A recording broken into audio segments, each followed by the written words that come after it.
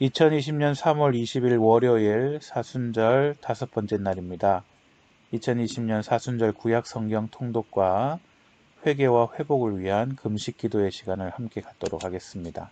먼저 기도하시겠습니다. 우리 가운데 계신 하나님을 찬양합니다.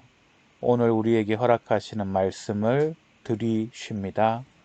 믿음으로 받아들이오니 하나님의 말씀에 나의 마음과 생각이 잠기게 하시고 말씀대로 생각하고 말씀대로 말하고 말씀대로 행동하게 하시어 사순절 기간 한 걸음 더 주님 닮게 하옵소서.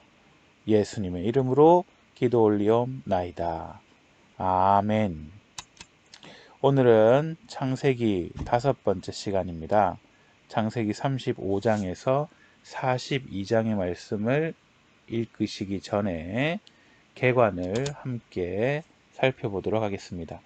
창세기 36장에서는 에서의 자손들, 또 에서보다 앞서 세일에 거하던 호리 족속 통치자들의 명단, 또 그들을 이은 왕들의 이름들이 나오고 있습니다. 또한 에서로부터 나온 에돔의 통치자들에 대한 명단도 상세하게 나옵니다. 37장부터는 본격적으로 요셉 이야기가 시작이 되는데요. 우리가 요셉 이야기를 통해서 기억하셔야 될 것은 요셉 이야기는 고난의 이야기가 아니라 신비한 목적을 이루어 가시는 하나님의 주권을 찬양하는 이야기라는 사실입니다. 요셉의 고난과 아픔은 단순하게 고난으로 그치는 것이 아니라 하나님이 훨씬 더 큰 신비한 목적을 가지고 계시고 주권적으로 인도하신다는 이야기인 거죠. 하나님의 신비한 목적이란 이스라엘 백성들이 애굽에서 도덕적이고 영적인 피난처를 찾는 것입니다. 당시 가나안 땅은 우상 숭배와 더러운 문화로 가득했었고 그 문화를 주권적으로 살아가던 이스라엘 백성들에게 있어서는 그들의 가족들이 이런 가나안의 우상의 문화에 쉽게 물들 수 있었습니다. 그러나 요셉을 통하여 하나님은 그 이스라엘의 가족과 그의 민족들을 영적인 피난처인 애굽으로 인도하시는 것이라는 것입니다. 하나님은 이미 아브라함의 자손이 이방에서 객이 될 것이라고 창세기 15장에 이미 말씀하고 계십니다. 창세기 37장의 내용은 애굽으로 팔려 내려가는 요셉 이야기입니다. 37장 초반에는 요셉의 꿈이 나타나는데요. 형들의 단이 요셉의 단에 절하는 꿈, 또 해와 달과 11별이 요셉에게 절하는 꿈을 꾸게 되고요. 형들로부터 미움을 당하는 요셉의 이야기가 나옵니다. 아버지 야곱은 요셉에게 형들이 양을 돌보는 곳을 다녀오라고 시키고요. 아버지와 함께 있던 헤브론에서 형들이 양을 치고 있을 것이라고 여겨졌던 요 세겜 땅으로 가지만 세겜에는 형들이 없습니다. 수소문한 결과 형들이 도단에 있다라는 소문을 듣고는 요셉이 세겜에서 다시 도단에 도착하게 되고요. 도단에서 그 형제들이 요셉을 팔아서 애굽으로 이렇게 내려가게 되는 여정을 볼 수가 있습니다. 창세기 38장에서는 야곱 가족의 타락상이 중간에 끼어 있습니다. 유다와 다말의 이야기가 나오는데요. 사실 유다의 약점과 죄악상이 있는 그대로 꾸밈없이 기록되고 있고요. 더더욱 이 본문을 통해서 이스라엘 가족들이 어떤 문화 안에서 살아가고 있는지 또 어떤 죄악상 가운데 살고 있는지를 엿볼 수 있는 부분이라고 할 수 있습니다. 창세기 39장에서 41장까지의 내용은 이렇게 애굽으로 팔려 내려간 요셉의 시련과 또 그것을 극복해 나가는 이야기들을 볼 수 있습니다. 애굽의 노예로 팔려간 요셉, 보디발의 가정 총무가 되지만 보디발의 아내가 강간누명으로 심지어 감옥에까지 갇히게 됩니다. 감옥에 갇히지만 결국 옥중죄수와 그 재반 사무를 맡게 되고 꿈을 해석하는 사람이 되는 이야기가 나타나죠.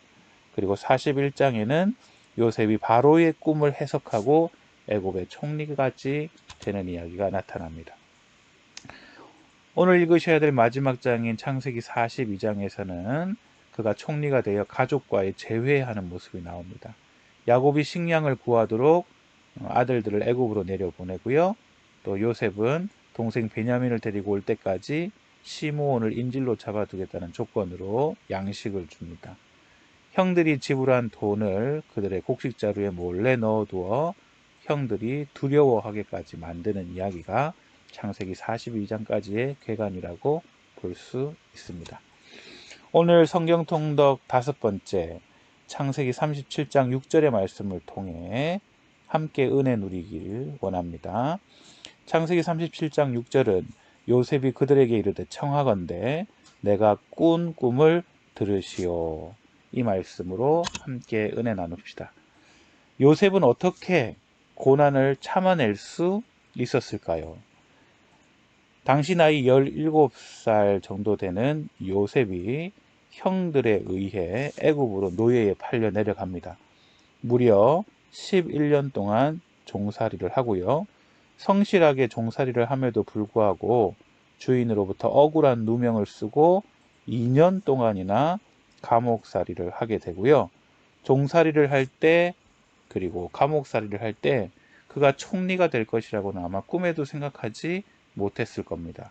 기한도 없이 언제 풀려날지 모르는, 언제 해방될지 모르는 순간에서도 요셉은 어떻게 이 고난을 참아낼 수 있었을까요?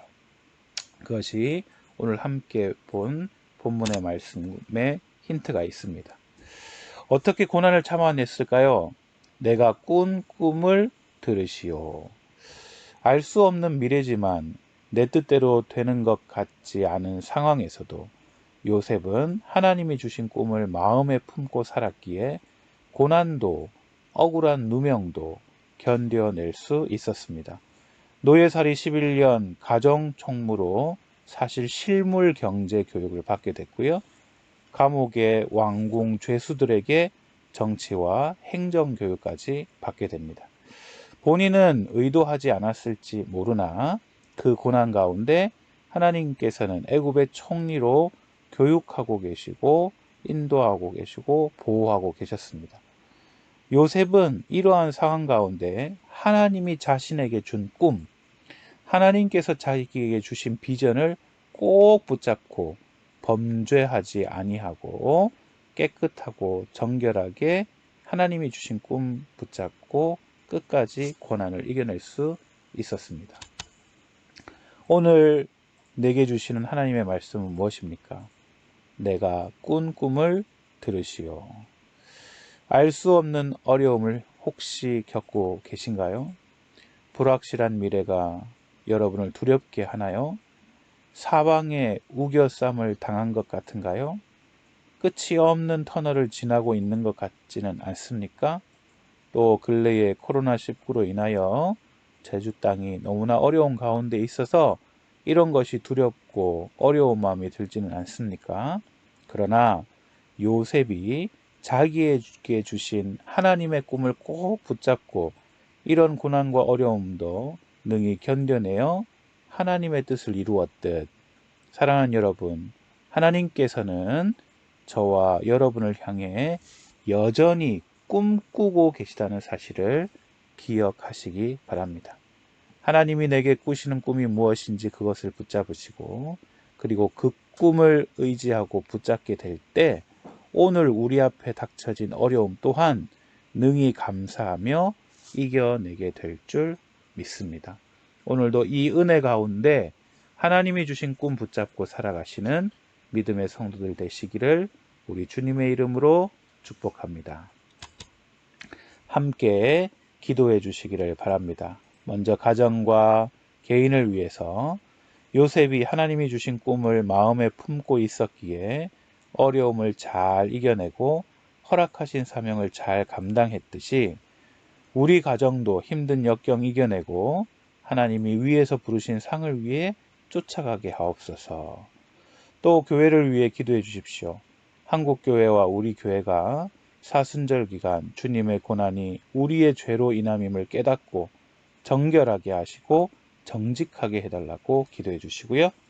나라와 민족을 위해 기도할 때 우리 코로나19로 두려움과 불안에 떨고 있는 환자와 가족들, 국민들에게 하나님이 주시는 샬롬의 평화가 임하게 해달라고 간구해 주시고, 마지막으로 제주교회에 침투한 우리 신천지 세력의 정체가 드러나게 하시고 이들이 회심하여 우리 주님께 돌아오게 해달라고 함께 기도해 주시기를 부탁드립니다.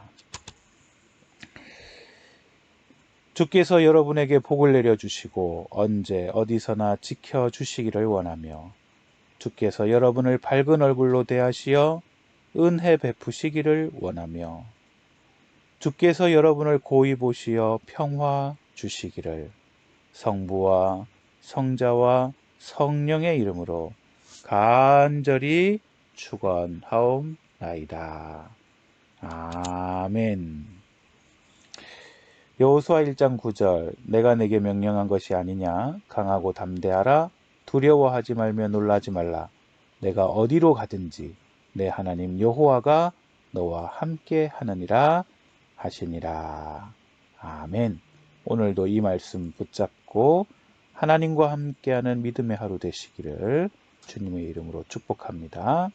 감사합니다.